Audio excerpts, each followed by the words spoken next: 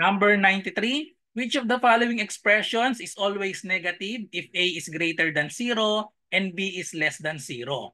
So mga choices, negative, quantity AB, we have AB, A minus B, A times negative B.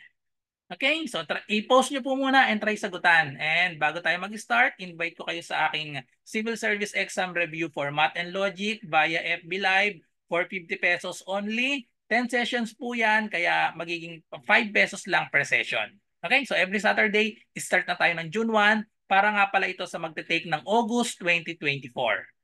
Okay, so sa mga interesado, PM nyo lang po ako sa Messenger, RJ Enseñado. So sagutan na natin.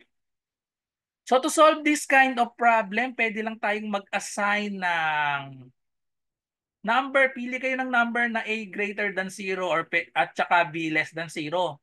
Or pwede naman ano lang pwede, kahit sign lang pwede lang Kasi kapag A is greater than 0, ibig sabihin yan positive.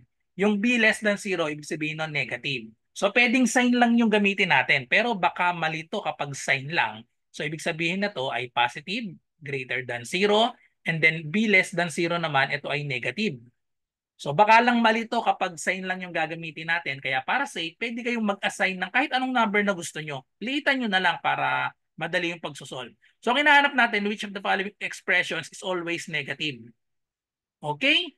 So pili na lang kayo ng greater than 0, positive. So ang pipiliin ko ay positive 2. Okay? Tapos ito namang isa, B is less than 0. Ang pipiliin ko naman ay negative 1. Okay? So actually, pwedeng gawin nyo lang positive at negative. Naglagay lang ako ng number para lang madaling isolve. Okay? So alin dyan ang magiging always negative, i-substitute lang natin dito. Okay? So we have, ito yung A natin, si positive 2, ang B natin is negative 1. Substitute lang isa-isa dito. So we have negative AB equal ito sa magiging negative. Si A natin ay positive 2. So we have positive 2 multiplied by, ang B natin ay negative 1. So therefore, ano magiging sagot niya? Negative, and then 2 times negative 1 is equal to negative 2. Therefore, we have negative of negative 2 is positive 2. So therefore, mali ang letter A. Okay? Mali siya. Kasi hinahanap natin always negative. So mali ito, positive yung naging sagot. Next, we have letter B, AB. So i-multiply lang natin. So we have AB is equal to, so positive 2, and then multiply natin si negative 1.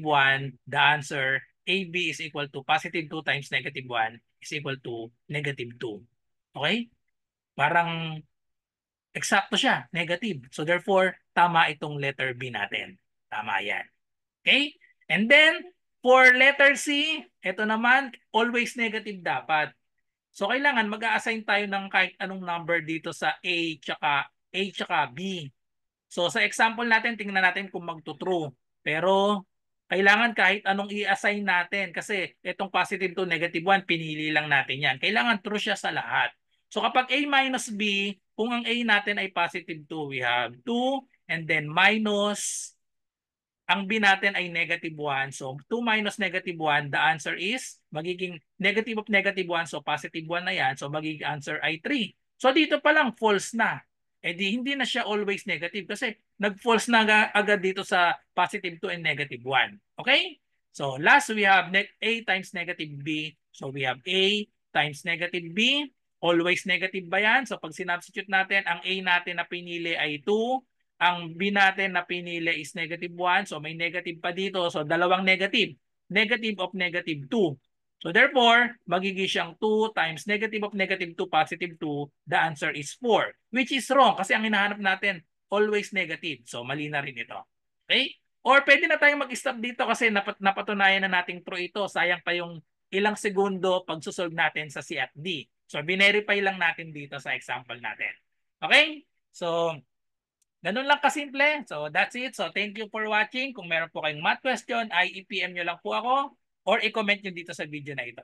Okay? So thank you for watching. Bye-bye and God bless. Good luck sa lahat ng nagre-review.